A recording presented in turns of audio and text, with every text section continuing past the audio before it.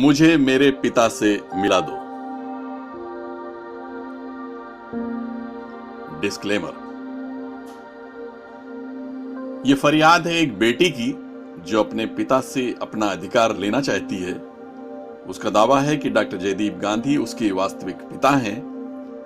अपना अधिकार पाने के लिए उसने अलग अलग तरीके से कोशिश की, लेकिन वो सफल नहीं हो सकी।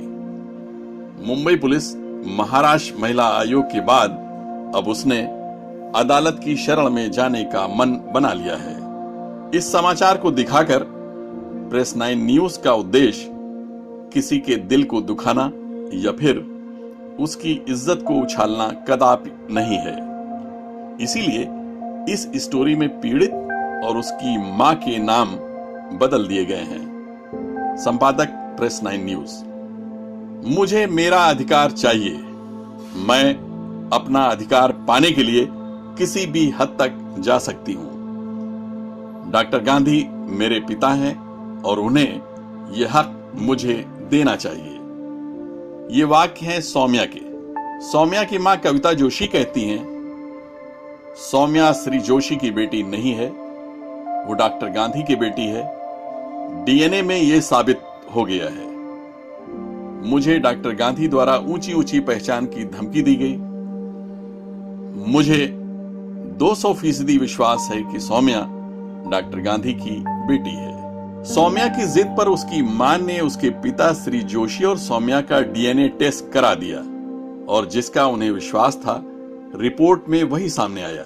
यानी सौम्या जिस सरनेम को लेकर जीवन गुजार रही है, दरअसल उसकी बेटी है ही नहीं। मुंबई उपनगर इलाके के एक पुराने छोटे से फ्लैट में रहने वाली सौम्या जोशी की उम्र जैसे जैसे बढ़ रही है, वैसे वैसे वो उस सवाल का जवाब पाने की सोच में डूबने लगती है, क्योंकि उसे जैसे ही ये पता चला कि घर में रहने वाले जिस इंसान को वो अब तक अपना पिता समझती थी, दरअसल ये तो उसका असली पिता नहीं है। जिस जोशी सरनेम को वो अब तक अपने साथ जोड़े हुए थी, वो तो एक फर्जी नाम था, क्योंकि उसके पिता का सरनेम तो गांधी है।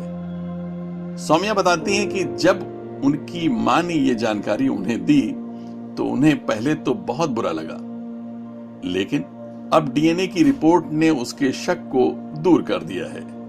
हम लोग ने 10th को डीएनए करवाया था और 18th को उसके रिपोर्ट आ गए और जैसे हम लोग को पहले ही श्योर था कि हम लोग राइट है, तो डीएनए में भी यही प्रूव हो गया कि जो धीरज जोशी है वो मेरे बायोलॉजिकल फादर नहीं है और जो डॉक्टर जयदीप गांधी है वो ही बायोलॉजिकल फादर है। एकदम प्रूव हो गया। हम लोग को जो मन में डर था वो भी सब क्लियर हो गया और फिर हम लोग को अभी ऐसा लग रहा है कि नहीं, बस अब हम ही जीतेंगे। सौम्या की मां कविता जोशी कहती हैं कि डॉक्टर गांधी से उनके रिश्ते 7-8 साल तक थे। वो अंधेरी पूर्व स्थित उनकी क्लिनिक पर जाती रहती थी, जहां वो एक दूसरे के काफी करीब आ गए थे। ये रिश्ते 7-8 साल तक रहे और सौम्या डॉक्टर गांधी की बेटी है। मेरे पास प्रूफ नहीं था कोई कि ये डोमेस्टिक वायलेंस प्रूव कर सकूं। मैं ऐसा कुछ प्रूफ नहीं था। बाकी तो रिलेशन तो वैसे ही मेरा 7-8 साल चला था, वैसा सेम। सौम्या अब इस संबंध में काफी खुलकर बात करने लगी हैं। वो कहती हैं कि मैं अपने अधिकार को लेकर रहूंगी, चाहे इसके लिए उन्हें कुछ भी करना पड़े। मैं प्रूफ करने के लिए कि डॉक्टर जयदीप गांधी मेरे बायोलॉजिकल फादर है, मैं किसी भी हद तक जा सकती हूँ, क्योंकि उनको प्रूफ करना ज़रूरी है कि मैं उनकी डॉटर हूँ और मैं चाहती हूँ कि वो पूरे समाज के अंदर मुझे एक स्टैंड दे कि नहीं, ये मेरी डॉटर है and he has to accept that because this is the truth. Kavita जो पहले इस रिश्ते के राज को अपने सीने में छुपाए हुए थी, अब वो बहुत सख्त हो गई हैं।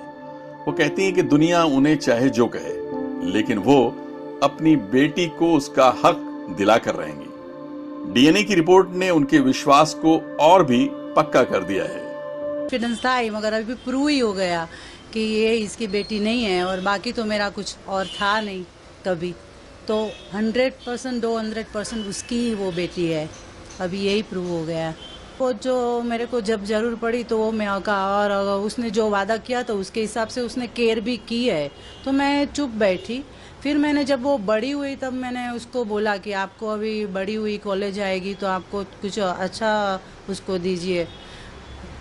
अच्छी केयर करी है, मगर उसने एकदम ब्लंटली ना बोल दिया। 2011 के एंडिंग में जब उसने बंद किया तब मैंने उसको बोला कि अभी मुझे स्टेप लेना पड़ेगा, तो मुझे बोला, धमकी दिया कि मैं तो 5 लाख खर्चूंगी, तू क्या करेगी, तेरे पास क्या है तू, और इतना साल चलेगा केस। तो मैंने बोला मैं सच्ची हूँ, ये मुझे पता है, बाकी 5 लाख, और बोला कि मेरा ये सब पॉलिटिकल पहचान है, देखो ये राज साहब ठाकरे, बाला साहब ठाकरे का लगा, ये सब पहचान है, तो मैं लगाऊंगा, तू क्या करेगी। मगर मैं कुछ भी डरती नहीं हूँ, और डरी तभी भी नहीं और अभी भी नहीं डरती हूँ, क्योंकि मैं सच्ची हूँ। इस मामले को लेकर प्रेस 9 न्यूज रिपोर्टर राज बिंद्रा ने डॉक्टर जयदीप गांधी से उनका पक्ष जानने की कई बार कोशिश की, लेकिन उन्होंने कैमरे पर आने से साफ मना कर दिया। पेश है उनसे की गई बातचीत के अंश।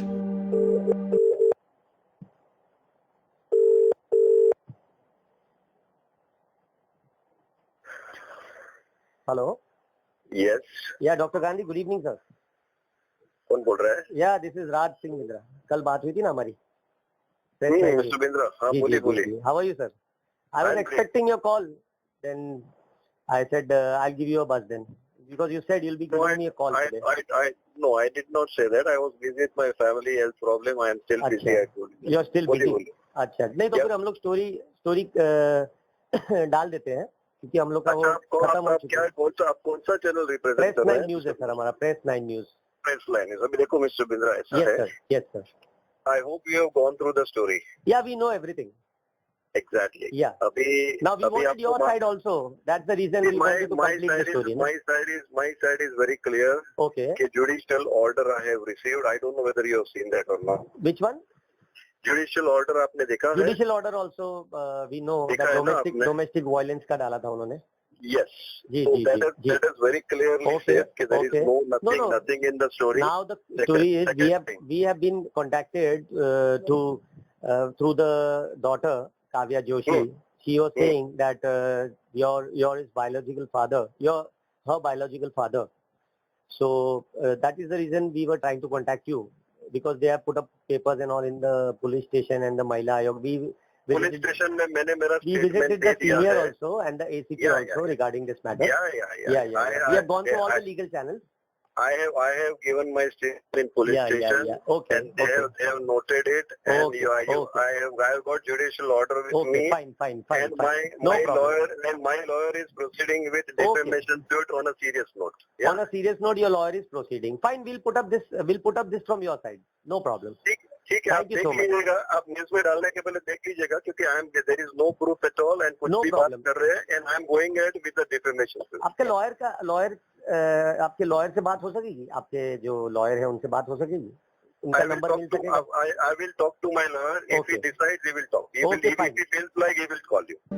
लाइफलाइन मेडिकेयर के फिजिशियन डॉक्टर केतन मेहता कहते हैं कि किसी को अगर बायोलॉजिकल फादर के बारे में शक हो तो वो डीएनए के द्वारा आसानी से अपने असली पिता की जानकारी ले सकता है। अगर दो लोगों के जेनेटिक टेस्टिंग या डीएनए मैच करने हो तो दोनों सब्जेक्ट को हमें लेबोरेटरी में बुला के उनके डीएनए टेस्ट करवाने पड़ते हैं। उसके लिए एक सिंपल सा तरीका है। सबसे कॉमनली ओरल कैविटी यानी कि मुंह में से अंदर के तरीके से सेल्स निकाले जाते हैं, जिसे बकल स्क्रैपिंग कहते हैं, और उसे जेनेटिक लैब में भेजा जाता है, जिनमें से डीएनए चेक किए जाते हैं। और अगर वो दो व्यक्ति के जीन्स या डीएनए मैच हो गए तो उनका रिलेशन कंफर्म हो जाता है। और अगर मानिए अगर ये डीएनए मैच नहीं होते हैं तो ये व्यक्ति उनके साथ कोई लेना देना नहीं है, ये बात भी कंफर्म हो जाती है। जो डाउटफुल दो रिलेशन है, जैसे कि अगर फादर और डॉटर का सवाल है तो डॉटर का मैच करने के लिए ऑब्वियसली फादर के डीएनए के साथ मैच किया जा सकता है। मशहूर वकील फाल्गुनी ब्रह्मभट्ट कहती हैं कि ये केस कांग्रेस के बड़े नेता एनडी तिवारी से मिलता जुलता है। अगर इस मामले में याचिकाकर्ता ये साबित कर देती है कि वो उसकी असली बेटी है तो जो आमतौर से एक उत्तराधिकारी के अधिकार होते हैं वो सब उसे मिलेंगे। डीएनए टेस्ट हाईकोर्ट से उनको एक ऑर्डर लेनी पड़ेगी, रिट पिटीशन फाइल करके। हाईकोर्ट डायरेक्शन देगी डीएनए टेस्ट कराने के लिए, और डीएनए टेस्ट की रिपोर्ट्स जब आएगी और उसमें ये साबित होगा कि ये लड़की के फादर, बायोलॉजिकल फादर यही व्यक्ति है, उसके बाद सारी जो लीगल कार्रवाई है, प्रोसीजर्स है, उसके बाद शुरू होगी। पहले तो उसको साबित करना पड़ेगा ऑन पेपर या थ्रू डीएनए टेस्ट कि ये बायोलॉजिकल फादर यही है इस बच्ची के। लीगली उसको अपना पहले प्रूव करना पड़ेगा कि वो बायोलॉजिकली उसके फादर है। उसके लिए डीएनए टेस्ट करानी पड़ेगी। अगर डीएनए टेस्ट के रिजल्ट्स, रिपोर्ट्स में ये एस्टैब्लिश हो गया कि बायोलॉजिकल फादर ये डॉक्टर ही है, तो वो लीगली हक के लिए एंटाइटल्ड है। जो अपने एक बायोलॉजिकल फादर, पेरेंट्स से जो एक बच्चे को मिलना चाहिए हक, वो हक उस लड़की को मिलेगा। सौम्या ने न्याय पाने के लिए अपनी सबसे पहली गुहार अंधेरी पुलिस में लगाई। अंधेरी पुलिस ने कहा कि वो इस मामले में कुछ भी नहीं कर सकती। इसके उपरांत सौम्या और उसकी मां ने महाराष्ट्र महिला आयोग का दरवाजा खटखटाया। आयोग इस मामले की सुनवाई कर रहा है। आयोग ने डॉक्टर गांधी को अपना पक्ष रखने के लिए कई बार नोटिस भेजी, लेकिन उन्होंने इस नोटिस को गंभीरता से नहीं लिया। कविता जोशी ने इससे पहले 2014 में फैमिली कोर्ट में डोमेस्टिक वायलेंस का केस किया था, जिसे अदालत ने खारिज कर दिया था, लेकिन अब यह केस सौम्या की तरफ से किया गया है। कविता जोशी के पास फोटो के रूप में कुछ ऐसे सबूत भी हैं जिन्हें प्रेस 9 ने दिखाना उचित नहीं समझा। एनडी तिवारी केस के बाद ये एक दूसरा संवेदनशील मामला सामने आया है। अब देखना यह है कि समाज इस पीड़ित लड़की को किस तरह से न्याय दिलाने में निर्णायक साबित होगी। आबिद नकवी के साथ राज बिंद्रा, प्रेस 9 न्यूज, मुंबई।